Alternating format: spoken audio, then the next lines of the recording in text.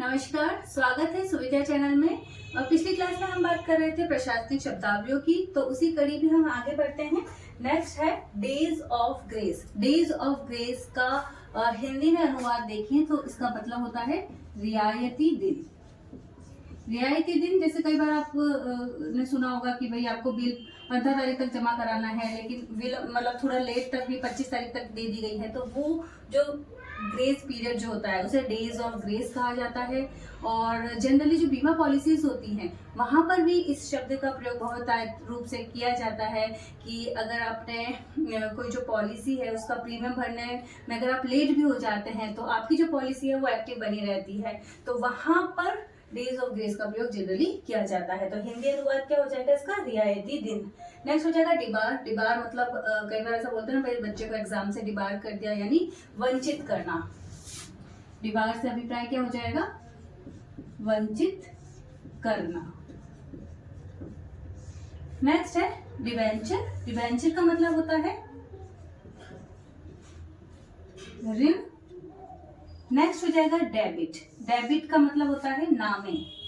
Okay, credit से अभिप्राय होता है जमा तथा डेबिट का हिंदी अनुवाद होता है नामे। देन नेक्स्ट है डीड। डीड जो है वो एक हम कह सकते हैं कि लिखित कानूनी दस्तावेज है। लिखित कानूनी दस्तावेज है जिसका हिंदी अनुपात होता है विलेख। डीड से क्या अभिप्राय होता है? विलेख। और ये एक कानूनी दस्तावेज है, किसी पर्टिकुलर व्यक्ति की जो संपत्ति पर जो उसका हक है उससे संबंधित इसका प्रयोग किया जाता है डीड शब्द का। देन नेक्स्ट हो जाएगा डी फेस। डी फेस का मतलब होता है भाई फेस यानी तो रूप से संबंधित हो जाएगा, और डी फेस करना, डी फेस का मतलब हो जाएगा विरूपित करना या फिर मोहर लगाना। विरूपित करना, या फिर अब एक व्हाइट कागज है आपने उस पर मोहर लगा दिया, उसे क्या कर दिया? विरूपित कर दिया। तो अब इससे आप याद कर सकते हैं डी फेस से अभिप्राय क्या हो जाएगा? विरूपित करना। नेक्स्ट हो जाएगा डी फैक्टो। तो कई बार दो टर्म आती है, एक आती है डी फैक्टो और एक आती है डी जुरे। डी फैक्टो का मतलब होता है वास्तविक। जब आप भारत में संसदीय प्रणाली का प्रयोग किया जाता है और हम सेंट्रल के बारे में हम कहते हैं ना कि प्रधानमंत्री जो है वो डी फैक्टो हेड है भारत के, जबकि जो कानूनी आधार पर जो हेड होगा वहां पर डी जुरे का प्रयोग होगा। तो प्रेसिडेंट जो है हमारे वो डी जुरे हेड हैं, जबकि वास्तविक या डी फैक्टो हेड कौन होते हैं? प्राइम मिनिस्टर होते हैं। तो वहां पर डी फैक्टो शब्द का या डी जुरे शब्द का प्रयोग किया जाता है। तो डी फैक्टो मतलब होता है वास्तविक, और डी जुरे का मतलब होता है कानूनी आधार पर। डी जुरे से अभिप्राय क्या हो जाएगा? कानूनी आधार पर। नेक्स्ट हो जाएगा डिफाल्केशन। डिफाल्केशन, डिफाल्केशन का अभिप्राय जो है वो क्या होता है? फॉल से याद करें, एक तरह तो फॉल लेने के और मतलब गिरना होता है ना फॉल से अभिप्राय, तो एक तरीके से गबन या धोखा देना, गबन है इसका अभिप्राय। देन डिफेमेशन, कई बार आपने कोर्ट कचहरी में बोलते हैं ना मानहानि का केस कर दिया है, तो डिफेमेशन का मतलब ही होता है मानहानि।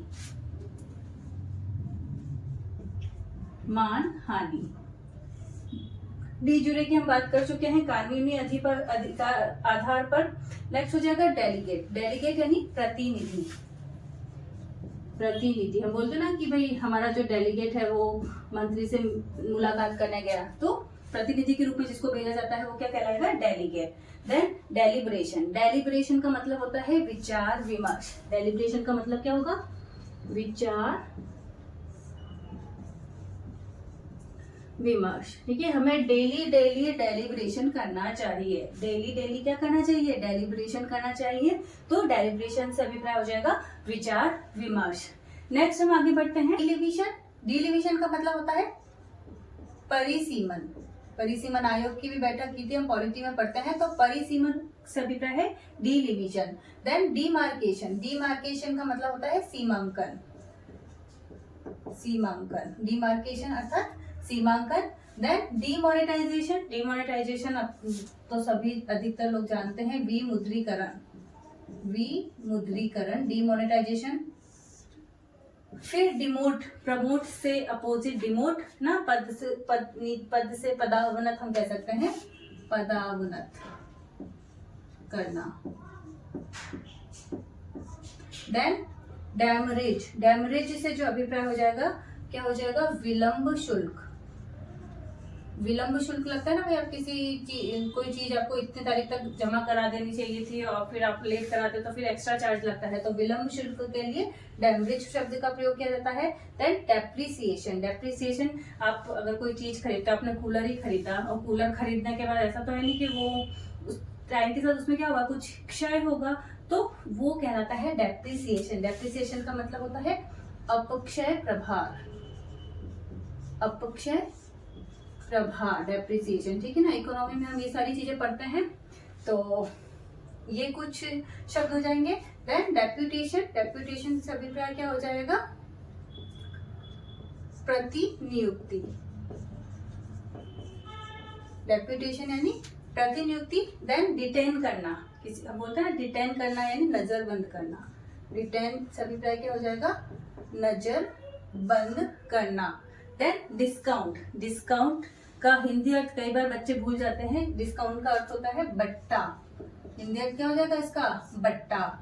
देन डिस्क्रीशन, डिस्क्रीशन का हिंदी अर्थ होता है विवेक। प्रूडेंस भी हम इसे कह सकते हैं। डिस्क्रीशन का मतलब क्या हो जाएगा, विवेक।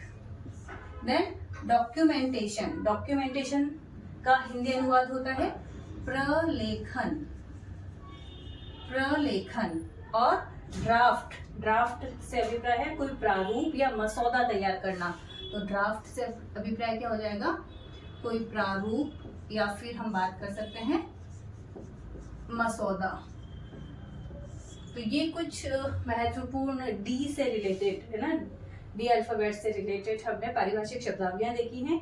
आगे हम बात करते हैं और एक्स्ट्रा पारिभाषिक शब्दावलियों की। देखते हैं एम्बलम। एम्बलम का मतलब होता है प्रतीक। एम्बलम का मतलब क्या होता है, प्रतीक आप कह सकते हो। आप जैसे हम सिंबल के यूज करते हैं, या फिर हम कह सकते हैं मार्क, ठीक है ना, या फिर मतलब हिंदी में आप कह सकते हो चिन्ह। तो ये एम्बलम, सिंबल, मार्क या फिर हिंदी में प्रतीक या चिन्ह हम कह सकते हैं। देन नेक्स्ट हो जाएगा एम्बेजलमेंट, या अपने अभी देखा था डिफालिकेशन, जिसका मतलब होता है गबन, ठीक है, धोखा देना या गबन से रिलेटेड हो जाएगा एम्बेजलमेंट। देन इमोल्यूमेंट्स, इमोल्यूमेंट्स का मतलब होता है परिलब्धियां। इमोल्यूमेंट्स का मतलब क्या होगा, परिलब्धियां कह लो, आप उपलब्धियां कह लीजिए, हम कहते हैं ना तनख्वाह कह सकते हैं, वेतननामा कह सकते हैं, मेहनताना कह सकते हैं, तो वो सब क्या हो जाएगा, इमोल्यूमेंट्स। देन एम्प्लॉयर और एम्प्लॉई, एम्प्लॉई तो हो जाता है कर्मचारी तथा एम्प्लॉयर हो जाएगा नियोक्ता। एम्प्लॉयर मतलब नियोक्ता। देन इनेक्ट, इनेक्ट का मतलब होता है कानून बनाना। इनेक्ट से अभिप्राय क्या हो जाएगा, कानून बनाना या कोई अधिनियम बनाना, कानून बनाना, तो वहां पर इनेक्ट शब्द हो जाएगा। नेक्स्ट है एनक्लोजर। एनक्लोजर का मतलब होता है संलग्नक। एनक्लोजर का मतलब क्या हो जाएगा, संलग्नक। देन एनक्रोचमेंट, एनक्रोचमेंट कह लीजिए, ब्रीच कह लीजिए। एनक्रोचमेंट का मतलब क्या होता है, अतिक्रमण करना। एनक्रोचमेंट मतलब अतिक्रमण करना, एनक्रोचमेंट याद रखें। एंडोर्स का मतलब होता है पृष्ठांकन करना। एंडोर्स मतलब पृष्ठांकन करना। नेक्स्ट एंटाइटल्ड, एंटाइटल्ड का मतलब होता है हकदार। एंटाइटल्ड से अभिप्राय क्या हो जाएगा, हकदार। देन इराटा मतलब अशुद्धि पत्र,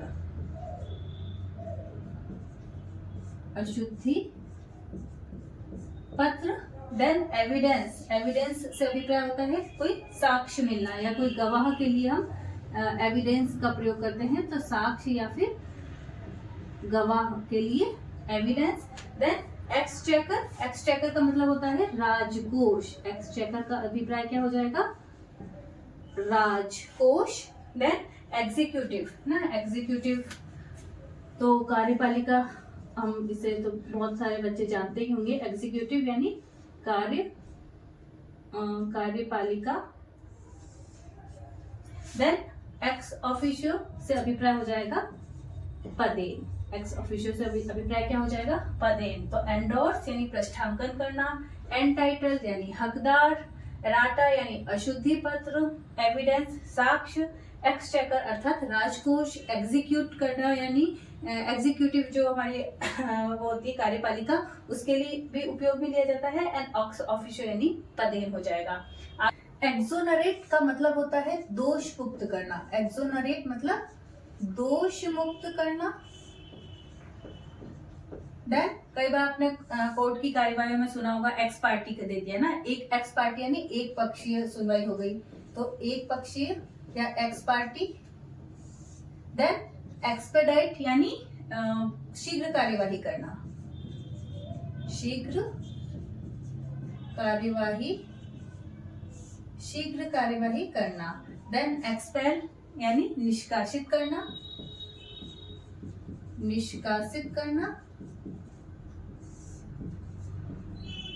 देन एक्सप्लसन, इसका अभिप्राय होता है व्याख्यात्मक। और अगर हमसे पूछ लिया जाए एक्सटेंसिव का मतलब होता है व्यापक। एक्सटेंसिव से अभिप्राय क्या हो जाएगा? व्यापक। और एक्सट्रैक्ट से अभिप्राय होता है उद्धरण। एक्सट्रैक्ट से अभिप्राय क्या हो जाएगा? उद्धरण। ओके, नेक्स्ट है फैक्सिमिली, जिसका मतलब होता है अनुलिपि या फिर हम कह सकते हैं प्रतिकृति। अनुलिपि या फिर प्रतिकृति। देन फिक्टिशियस का मतलब होता है काल्पनिक या फिर कृत्रिम। फिस्कल, इकोनॉमी में हम पढ़ते हैं, तो फिस्कल से अभिप्राय होता है राजस्व। देन फॉरबिड का मतलब होता है निषेध करना। फॉरबिड से अभिप्राय क्या हो जाएगा? निषेध करना। देन फॉरफिट का मतलब होता है जब्त करना। फॉरफिट से अभिप्राय क्या हो जाएगा? जब्त करना। फोर्स से अभिप्राय क्या हो जाएगा? जाली या फिर कूटरचित, जाली अथवा कूटरचित। देन फ्रेट का मतलब होता है भाड़ा। और फ्रंटियर की बात करें तो जैसे हम कहते हैं ना आउटस्कर्ट्स में सीमांत, तो फ्रंटियर का अभिप्राय क्या हो जाएगा? सीमांत। तो ये कुछ प्रशासनिक शब्दावलियों के और एग्जाम्पल आज की क्लास में हमने देखे। बहुत बहुत धन्यवाद।